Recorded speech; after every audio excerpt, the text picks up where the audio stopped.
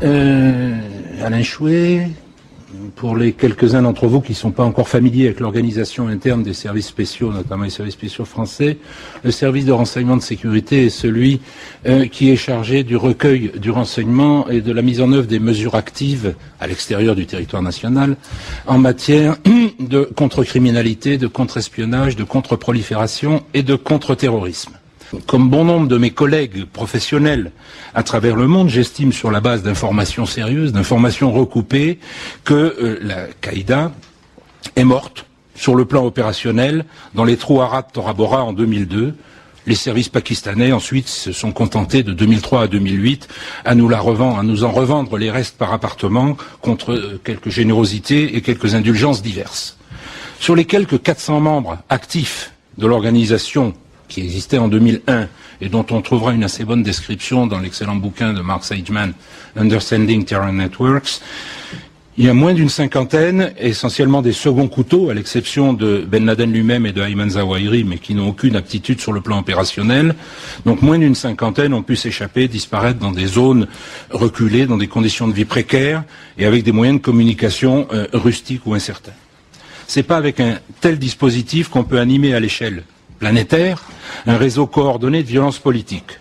D'ailleurs, il apparaît clairement qu'aucun des terroristes post-11/9 qui ont agi à Londres, Madrid, Casablanca, Djerba, Sharm el-Sheikh, Bali, Bombay, etc., ou ailleurs, n'a eu de contact avec l'organisation. Et quant aux revendications plus ou moins décalées qui sont formulées de temps en temps par Ben Laden ou Ayman Zawahiri, à supposer d'ailleurs qu'on puisse réellement les authentifier, elles n'impliquent aucune liaison opérationnelle, organisationnelle, fonctionnelle entre ces terroristes et les vestiges de l'organisation.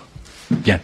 Toutefois, je suis bien obligé, comme tout le monde, de constater qu'à force de l'invoquer à tout propos, et souvent hors de propos, dès qu'un acte de violence est commis par un musulman, ou quand un musulman se trouve au mauvais endroit et au mauvais moment, comme dans l'histoire de l'usine AZF à Toulouse, ou même quand il n'y a pas de musulmans du tout, comme les attaques à l'anthrax aux États-Unis, à force de l'invoquer en permanence, un certain nombre de médias réducteurs et quelques soi-disant experts de part et d'autre de l'Atlantique ont fini non pas par la ressusciter, mais par la transformer en une espèce d'Amédée d'Eugène Ionesco, ce mort dont le cadavre ne cesse de grandir et d'occulter la réalité et dont on ne sait pas comment s'en débarrasser. Alors l'obstination incantatoire des Occidentaux à invoquer l'organisation mythique qu'on a qualifiée d'hyperterroriste, non pas parce qu'elle a fait, mais parce qu'elle s'est attaquée à l'hyperpuissance, cette obstination incantatoire a eu très rapidement deux effets tout à fait pervers. Premier effet, tout contestataire violent dans le monde musulman, qu'il soit politique ou de droit commun, quelles que soient ses motivations, a vite compris qu'il devait se réclamer de la Qaïda s'il voulait être pris au sérieux, s'il voulait entourer son action d'une légitimité reconnue par les autres, et s'il voulait donner à son action un retentissement international. Parallèlement à ça, tous les régimes du monde musulman, et ils ne sont pas tous vertueux, nous le savons, ont bien compris qu'ils avaient tout intérêt à faire passer leurs opposants et leurs contestataires, quels qu'ils soient, pour des membres de l'organisation de Ben Laden, s'ils voulaient pouvoir les réprimer tranquillement, et même, si possible, avec l'assistance des Occidentaux. D'où une prolifération de Qaïda plus ou moins désignée ou autoproclamée au Pakistan, en Irak, au Yémen, en Somalie, au Maghreb, ailleurs, le Qaïda dans la péninsule arabique, QPA, etc. Bien.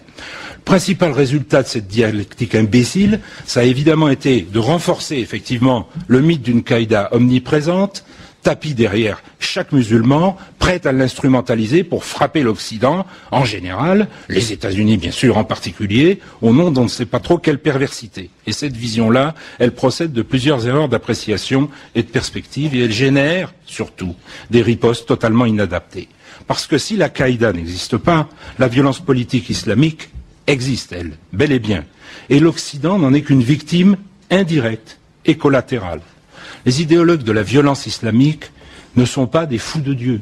Ce sont des gens qui ont des objectifs précis. Et leur objectif, c'est pas d'islamiser le monde, c'est de prendre le pouvoir et les richesses qui y sont liées dans le monde musulman sans que l'Occident intervienne. Un peu suivant la même démarche qu'avait suivi à son époque le frère Hassan Tourabi au Soudan. Alors même si l'amour-propre des Occidentaux doit en souffrir, il faut répéter sans cesse que les principales, les plus nombreuses et les premières victimes de la violence islamique sont les musulmans. Alors, Benguiga, bien sûr, on pourra toujours m'objecter que, puisque la violence djihadiste existe bien et qu'elle se développe à peu près partout, suivant les mêmes schémas, peu importe qu'on l'appelle ou non Al-Qaïda, qui ne serait alors que l'appellation générique d'une certaine forme de violence intégriste mondialisée. Bon, un certain nombre de journalistes devenus plus prudents, maintenant, au lieu de nous parler d'Al-Qaïda, nous parlent de la nébuleuse Al-Qaïda. Alors, la nébuleuse, c'est nébuleux, et le problème, effectivement, c'est qu'une telle confusion sémantique est à l'origine de toutes les mauvaises réponses et exclut de facto toute solution adaptée au problème. Et tous les services de sécurité et de renseignement savent pertinemment qu'on ne s'oppose pas à la technique du lone wolf par des moyens militaires, des divisions blindées, ou par une inflation de mesures sécuritaires indifférenciées.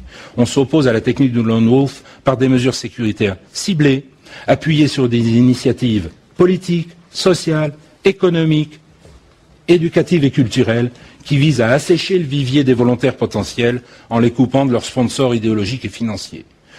Non seulement, et là je vous renvoie à différents rapports du Trésor américain, rien de sérieux n'a été entrepris pour tenter d'enrayer le substrat financier, et encore moins le substrat idéologique de la violence djihadiste, mais en désignant la Qaïda comme l'ennemi permanent contre lequel il faut mener une croisade par des voies militaires et sécuritaires totalement inadaptées à sa forme réelle, on a pris une mitrailleuse pour tuer un moustique. Alors évidemment, on a raté le moustique, mais les dégâts collatéraux sont patents, comme on peut le constater au quotidien, en Irak, en Afghanistan, en Somalie, au Yémen.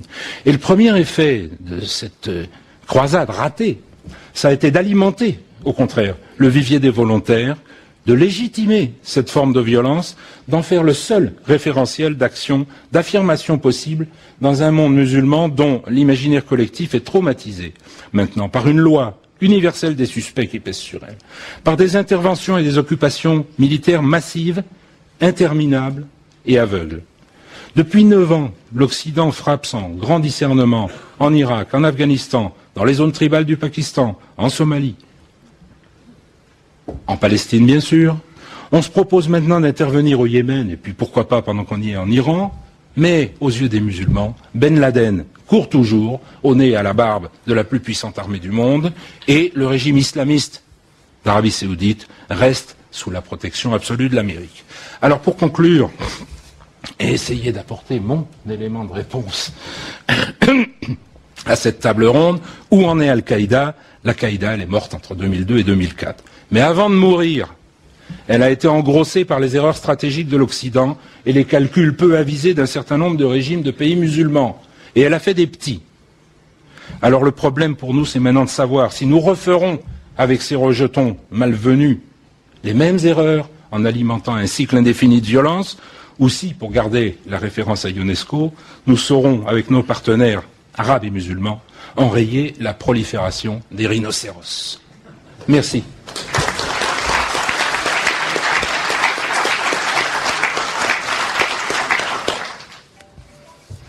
Voilà qui prouve que l'expérience du terrain et dans des conditions difficiles, voir le nombre de décorations que M. Chouet a accumulées dans son existence, nourrit une réflexion vraiment originale et décoiffante. C'était vraiment très très intéressant.